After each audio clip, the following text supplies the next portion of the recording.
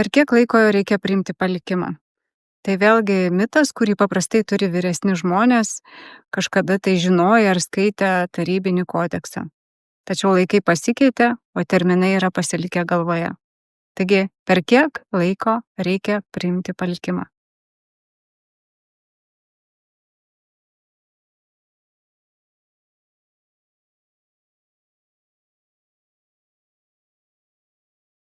Įstatymas įtvirtina ne 6, bet 3 mėnesių terminą. Prisiminkite jį. Jeigu turite klausimų susijusių su palikimo priėmimu, kviečiu kreiptis į mane, advokatę Juliją Viktoriją Flis, arba įsigyti autorinį įrašą Nesiparinki LT internetinėme puslapyje.